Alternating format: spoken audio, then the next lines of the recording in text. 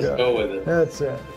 Shalom Chavrim, I'm Stephen Bennun. You're watching Israeli News Live. We have special guest, Brother Paul Begley, on with us from Paul Begley prophecy.com. Paul Begley YouTube channel as well. Brother Paul, so good to have you with us here today. And I wanted to have Brother Paul on because when he was here in Orlando, right before he left, he brought up a story that he was sharing with me about augmented reality. And it really struck my heart. I was thinking, of course, when Brother Paul was talking to me about this, I was going back to the Atlanta conference where Jana talks about transhumanism and how transhumanism she believed to be a biblical prophecy from Matthew 24, where Jesus is quoting as saying, I think that's verse 22. Let me just pull that up real quick. I think that's where that's at.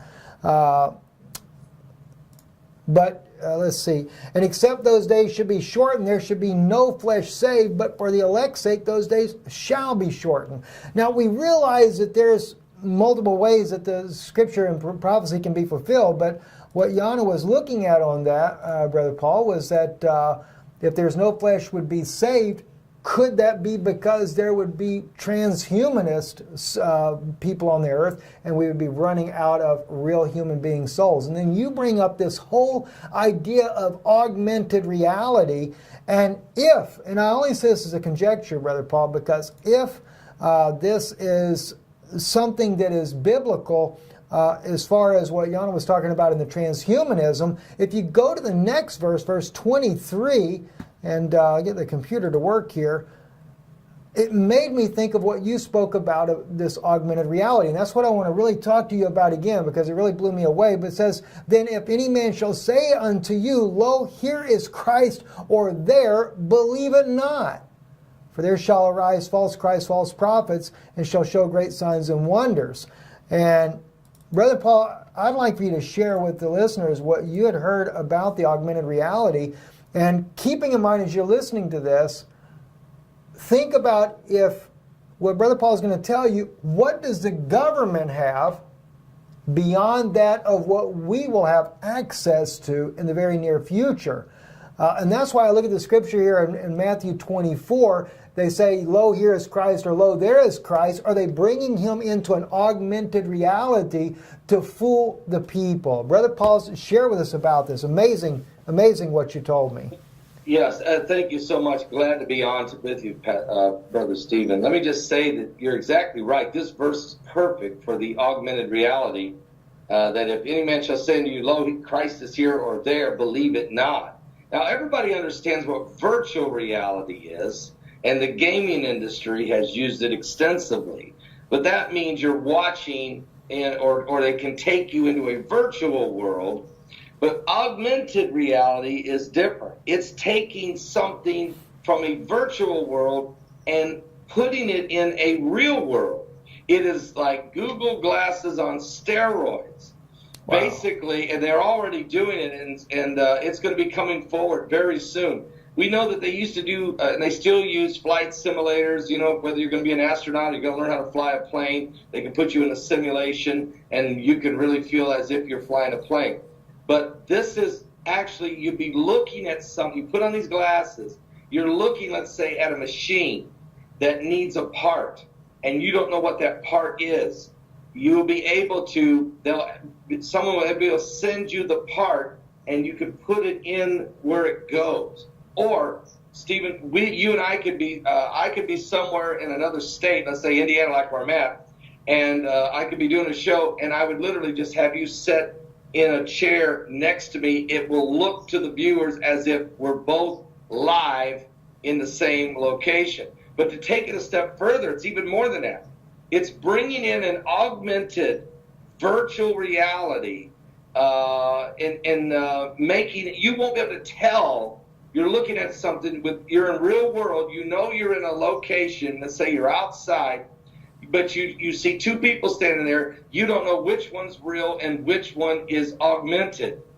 This is where it's going, and this will mess with the mind. You talk about strong delusion. Yes. In 2 Thessalonians chapter 2, in the age of the Antichrist, They will, of course, be a strong delusion. There will be great deception, lying signs and wonders with all deceivableness. So this scripture that you just quoted, Matthew 24:23, what a way to fool people, to say, look at this. And I mean, folks will actually think for sure they're looking at Jesus Christ in the desert, or Jesus Christ is over here or over there, when it's an augmented reality being inserted into real reality. That is dangerous, Brother Paul. And the thing is how many people could be duped into this, or what image will they use? I think about too, where they have, say, for example, the Shroud of Turin, and they have been able to take and compositely from the imprint that was left on this shroud, they were able to make an image to show that this is what they, if this was indeed, I have no idea personally, but if this was indeed the shroud that was on Christ's face, they make this image to look like that. Now, here's the point.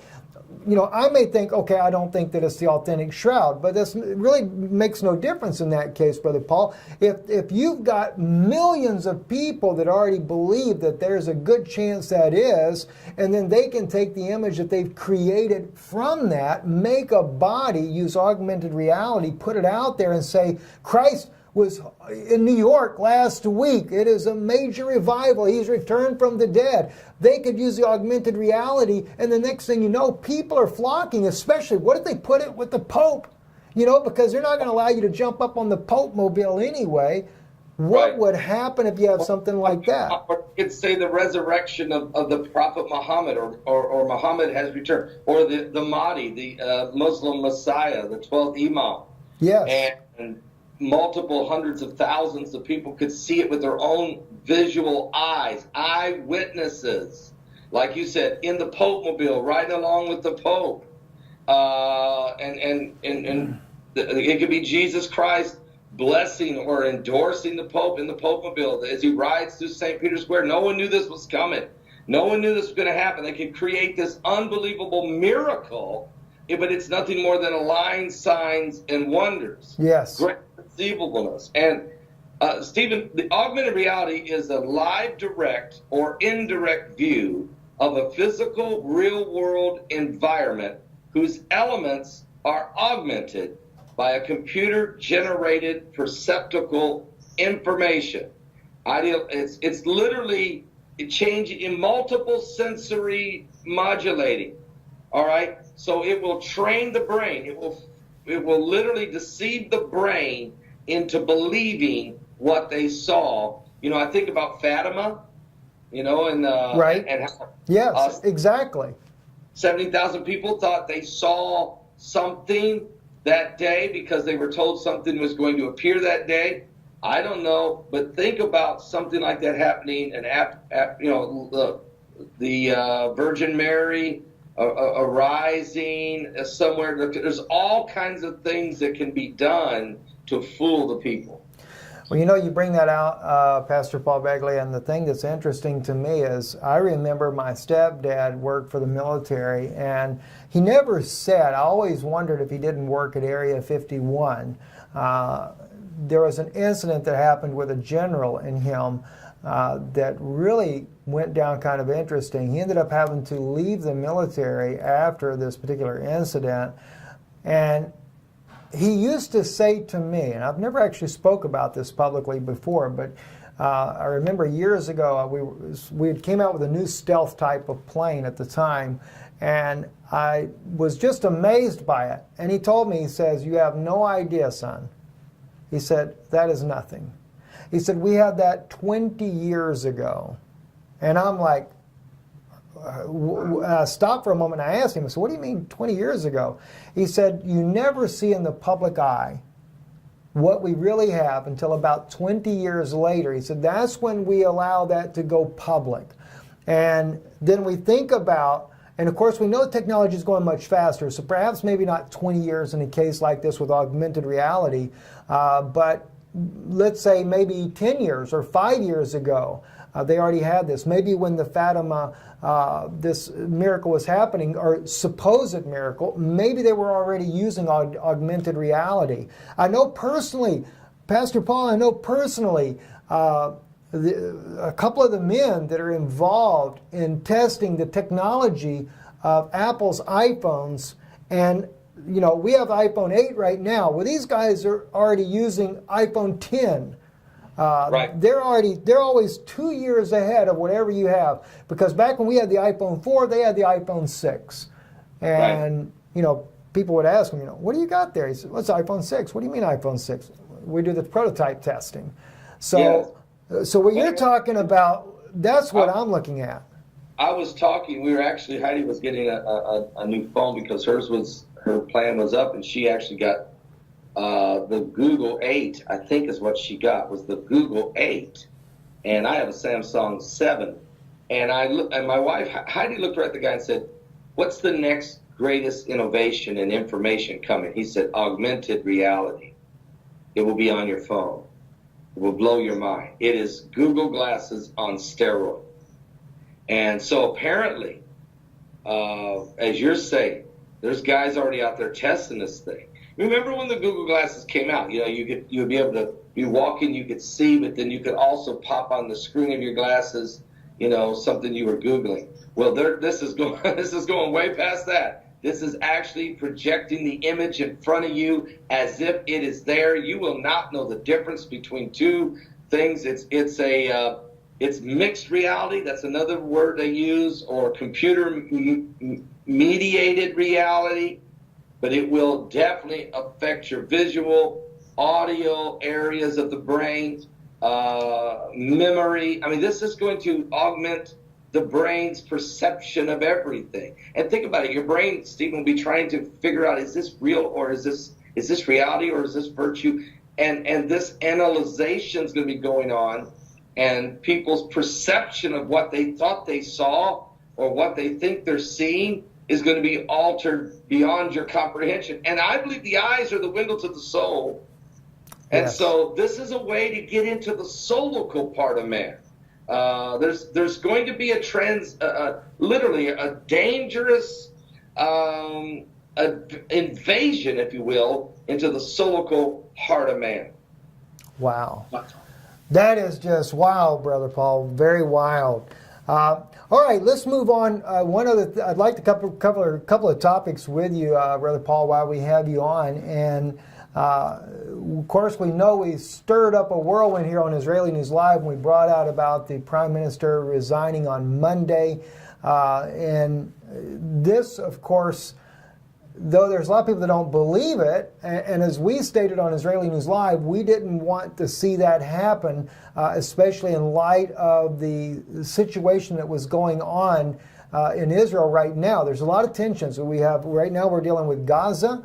In fact, you may not be aware of this as of yet, Brother Paul, but there was a video that just surfaced on Mamre TV, where Mamre Television, which is an Arabic news station there, was showing a manufacturing facility over in Gaza where they're making 120 caliber or 120 millimeter missiles that they're building right there in Gaza to launch into Israel, and they are building hundreds of them. They literally show the entire assembly that they're doing there. Very careful on how they bring this out so that people don't really know where that facility is located at.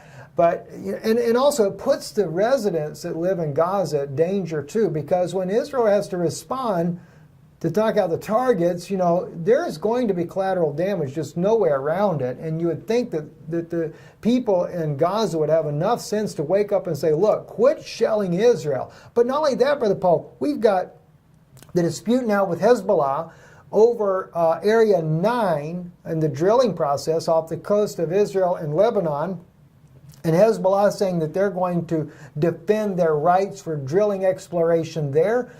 We have Russia talking about putting in a military base, or at least making an agreement with Lebanon to be able to port their military ships there, also using their air runways. We have Syria. We'll go to Syria separately, but we have the danger of Iran and their proxies inside of Syria with Israel. And we just had some Simon Tov here on Israeli News Live this morning, or was it yesterday morning? I forget which day. I think it was yesterday, actually. And Simon Tov brought out a very important thing, and I want to just share that with you real quick, Pastor Paul, before I get your thoughts on these issues here. We were discussing Prime Minister Netanyahu and the thoughts of the Israeli people. Now, Simon Tov, he said that the Orthodox community is not behind Prime Minister Netanyahu like they were. He said they've really begun to distrust him and his leadership. But as Simon brings out too, he says it doesn't mean, though, that Netanyahu is not the man for the job. And I thought it was interesting, and he clarified his standing on this. He said the Israeli people are more and more turning away. He said if Netanyahu were to go for another election, he would not win. He said, I really believe that he would not win. He said, but, he says, what is it? He says, when I say he's the man for the job, he said it's not that he will do something good, but the thing that he is going to do is what will usher in the coming of the Mashiach, the Messiah. He said, in other words, what I'm saying, brother, is that he's going to create a situation for Israel where the enemies of Israel are going to attack Israel. He said it's not the right thing he's doing, but yet in the sense of a biblical prophecy, he said the only way you will ever get the Orthodox community or the Israeli people to go to their knees and truly seek for the coming of the Messiah is when we see the scripture being fulfilled where 2/3 of the nation are killed as a result of the attack of the enemy. And he says, I do believe that he is the man for the job. He said he will cause those nations to come against us before God is finished with him. And that just blew me away. I've said for years too, Brother Paul, that this whole thing about a two-state solution, that the only way they'll ever make it happen is when using Israel to push a war with its neighbors that will bring a war against them, that will force the Jewish people out of the areas that they don't want them in, that would allow them to carve up the land, and this all would happen. All right, Brother Paul, let's get your insights on these things. Great information from Samato. Well, you know, in Matthew 24, where you were at, just before you get to will there be any flesh saved, there is a period of time right after the abomination of desolation when it says that let them which are in Judea to flee into the mountains. Okay, let them which are on the housetop not come down to take anything, neither let them which are in the field return back and take his clothes. And woe unto them that would child them to give suck in those days. Pray that your flight be not in the winter. Okay, we know that this is the Jews that are in Judea and Samaria have to flee. That's the West Bank. Yes. Which, oh, by the way, Rabbi Yehuda Glick is their representative in the Knesset. Yes, he is. Which is quite ironic. But there's going to be a time like never before. Great sorrow, great woe. I mean, we could call it Jacob's troubles if we went to Jeremiah chapter 3, I think it is. But one thing's for sure, something's happening. The surrounding of all the nations. But Brother Stephen, just a few days ago, there's been a phenomenal discovery. This may be the hook for the jaw that it talks about in Ezekiel 38. Zion Oil and Gas just discovered, an American company owned by John Brown, just discovered the absolute largest amount of oil and gas in all of the Middle East. And guess where it's at? Megiddo. It's in Megiddo. Yes. I mean, that's Armageddon. That's the battlefield. So Zion Oil and Gas, a Christian company that believes in the blessing of Israel. And the reason John Brown did this is he had a vision from the Lord. He lives in Michigan. He had a vision from the Lord to help Israel become self-sufficient and economically independent. And the Lord told him to go and find the oil. Now, this was back in 1988. He has been searching. Of course, they had found oil and they found gas, and he does in different places of the world. But primarily was focused on Israel. And he has just announced this discovery. It's so large, it's so mammoth, that his stock went up 87% on the big board in the NASDAQ. Anyone who owns stock, it went through the roof because of the enormity of this gas and oil. And this may be the hook. that brings these enemies. This brings this attack, Brother Stephen, to try to destroy Israel. And then that may, and look, Benjamin Netanyahu's the prime minister. Who knows what else goes on? He's shaking. Remember, he's standing in Munich, Germany yesterday with a piece of the Iranian drone, shaking it in their face, and says, you don't want to test the resolve of Israel. And Iran is firing back. You don't want to deal with the response if you do this.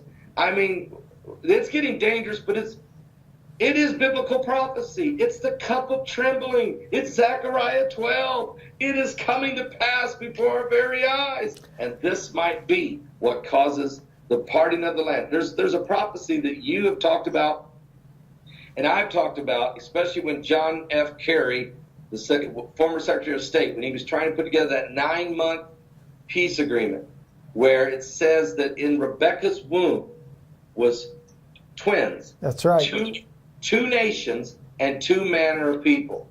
And every time I think, well, maybe they're not going to do a two-state solution. Yehuda Glick slammed his desk and said, no, it's not going to happen. I can't help but go to the Bible. There's two nations. They are going to be formed. And whether we like it or not, even though God said, don't part my land, it's apparent that there will be a parting of the land. There will be a dividing. It looks as if that's where we're going. Well, you hit it, I think, on the nail on the head in this case here, Pastor Begley, when you brought out this Megiddo oil discovery. And of course, it came out in the news today as well that Israel has just signed the largest ever natural gas and oil agreement with Egypt. Now that was something that we were discussing with Simon Tov yesterday, and of course they hadn't come out with the deal on that yet. But Simon Tov said what's interesting, he said they're pushing for a one state. He says, because why? He said Israel is working with the regional powers, including Saudi Arabia, Egypt, and Jordan. And he said right now, he says, we have bombers, Israeli bombers sitting on Saudi runways. He said, ready to go after Iran. And of course, we already knew that Israel, and I haven't really covered it that extensively yet, that Israel is working with the Egyptian government and has been bombing ISIS militants inside of the Sinai Peninsula. And then you bring this out about the Megiddo discovery. Yes. You know, that makes more sense than why Russia is sending their envoys to Lebanon, because if there's oil in Megiddo, if you get up there to southern Lebanon there and you begin to drill there, you may tap into that same reserve. It may spread under like a spider underground. And I think this is why Russia, because, you know, the thing is, at the end of the day, Pastor Paul, all these nations, whether it be the U.S., whether it be Russia, whether it be Iran, whether it be France, Germany, they're all after one thing, and that's for the last remaining oil deposits and reserves on the earth. And they all are right around Israel, Lebanon, and all these places here. It's going to be a knockdown, drag-out fight, and it's coming. I'm afraid it's coming sooner than what we really want to see. And Stephen, Brother Stephen, if you look here, you got, Saudi Arabia's got a lot of oil.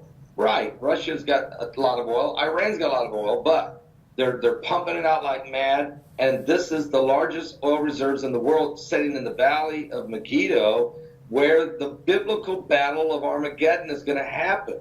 And we've got birds that are migrating to Megiddo now. It's the largest migration of vultures in the history of the world. They come every year. Why? The Bible says that they're going to be summoned, where the carcasses are, where the eagles be gathered together. It tells you there's going to be a battle in Armageddon that's going to be so bad it will take 7 months to bury the dead and 7 years to get rid of the weaponry, which is no doubt some type of radiation weaponry.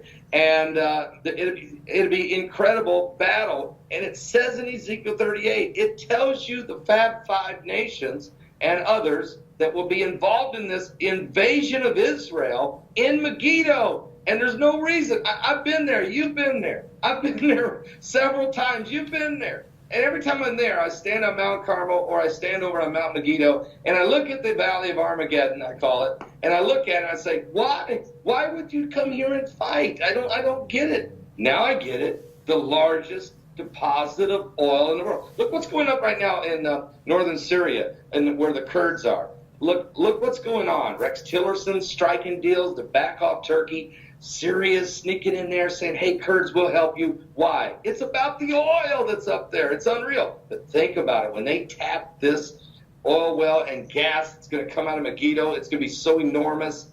Everybody's going to want to get their hands on it. And it's unbelievable. I think we're so close. These biblical prophecies are coming together so fast, we can't keep up with them. You know, this may be, Pastor Paul, exactly why the different nations have positioned themselves all in the Middle East to begin with.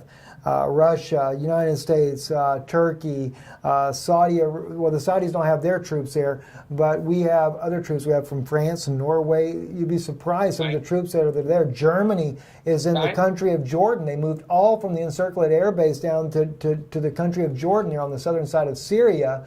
And with that, as you mentioned, the latest move of the Syrian government making an agreement with the Kurds right now, the State Department, Rex Tillerson, backing away from the Kurds and strengthening their relationship with Turkey.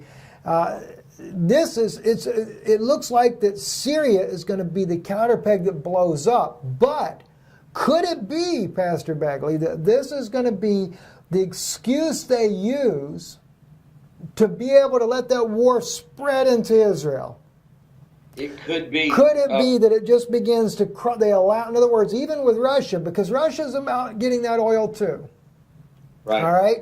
They ain't none of them good when it comes to that. U.S. is no different. We got over there, we got embedded with the Kurds, and we have tried to secure all the oil rigs there on the eastern side of the Euphrates. That's the largest reservoir that Syria does have. We've secured it over there. Russia is angry.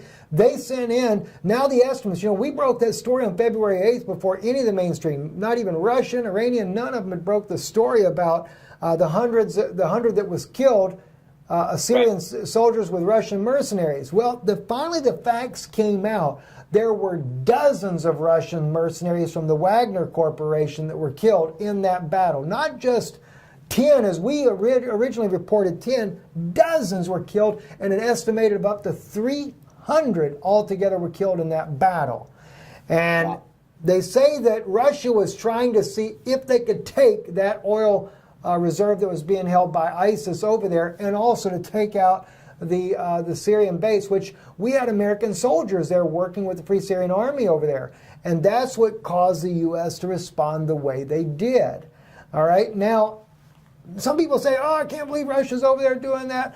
Okay, Russia's no better than the U.S. We have Blackwater, and we do stuff, and the Russians learn from the Americans, and they're both using their proxy fighters, their contracted soldiers to fight in different battles so that they're not considered head-on in a confrontation to avoid nuclear war. I've seen in Ukraine, I've seen Russian mercenaries being used from the Wagner group in Ukraine to battle against the Ukrainian government for Donetsk and Luhansk. I've seen the actual video footage of American soldiers wearing Ukrainian uniforms, couldn't speak a lick of Russian or Ukrainian language, only could speak in English, good old American Southern English, being filmed. They're part of Blackwater. And they were fighting against Donetsk. So it happens all over the world. But it's all, Brother Paul, it's about that oil. And as you're bringing out here with this huge discovery that's just been made there in Megiddo, like you said, there's the hook. It's not that they want, that's why we see the hook, they don't want to go against Israel. But then at the end of the day, they're all going to battle it out. And I think that even the United States will battle it out as well. And it may cause collateral damage and kill Israelis as well. But it's not going to matter at that point. Everybody wants to get their hands on that. And what if Obama ends up back in the White House? Or what, heaven forbid, what if something happens to Trump? You already know, Pastor Paul. I mean, we saw it. You saw it for yourself when